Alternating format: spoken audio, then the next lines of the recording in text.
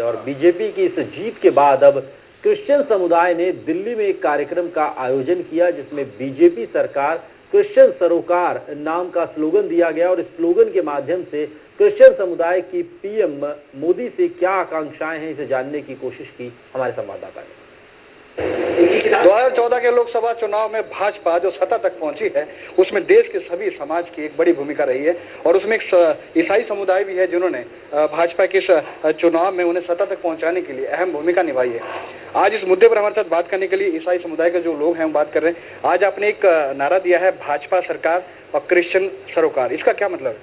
हम चाहते हैं कि जो पिछले 60 सालों से ईसाई समाज की समस्याएं दबी हुई हैं, विशेष करके धर्मांतरित ईसाइयों की, वो सत्ता पे आनी चाहिए और सरकार को उनका समाधान ढूंढना चाहिए।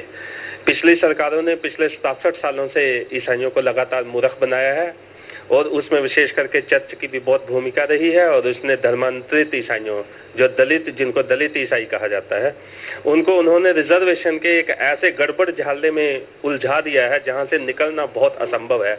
और भाजपा सरकार की शुरू से ये पॉलिसीज रही है कि वो धर्म के आधार पर रिजर्वेशन का विरोध करती है। सवाल ये है कि लोकसभा चुनाव में क्रिश्चियन जो समुदाय है, उन्होंने एक अच्छी भूमिका निभाई है सरकार तक पहुंचाने के लिए, भाजपा के लिए। अब आप और क्या उम्मीदें इनसे लगाते हैं? क्या आपकी मांगे हैं जहां सरकार को अब इस पर अमल करना चाहिए? पहली बार माननीय नरेंद्र मोदी जी के नेतृत्व में सरकार बनी और इसमें भारत के ईसाइयों का बहुत बड़ा रोल रहा, क्योंकि आज तक ईसाइयों ने कभी भी भाजपा का और संघ से रिलेटेड किसी पार्टी का समर्थन नहीं किया था। लेकिन पहली बार ईसाइयों ने खुलकर के भारतीय जनता पार्टी का समर्थन किया और हमारे को ये उम्मीद है कि नरेंद्र मोदी की सरकार जो है वो भारतीय ईसाइयों को अच्छे से अच्छा कार्य करेंगी। जो हमारी समस्याएं हैं, सबसे बड़ी समस्या हमारी चर्च की प्रॉपर्टियों की, जो कि लगातार बिकती चली आ रही है। हम चाहते हैं कि सरकार ऐसा कोई बोर्ड बनाए जिससे इन प्रॉपर्टियों के ऊपर रोक लग सके और प्रॉपर्टियां बचाई जा सके। एजुकेशन के मामले में, हॉस्पिटैलिटी के मामले में सरकार हमारे लिए एक रणनीति तय करे। जाहिर है देश सबका है, देश में सबको रहने का अधिकार है और सभी धर्मों के लिए सुरक्षा भी होनी चाहिए। एक महिला यहाँ मेरे साथ है, आपसे जानना चाहते हैं, आपने भी वोट दिया होगा, तो क्या उम्मीदें आपने लगाई? हमने मोदी सरकार से यही उम्मीदें लगाई कि जिस तरीके से हम धर्म, समाज, इन चीजों के ऊपर विकेंद्रीकरण कर रहे हैं, तो क्या नारी का उतना ही सहयोग नहीं है इस सरकार को बनाने में?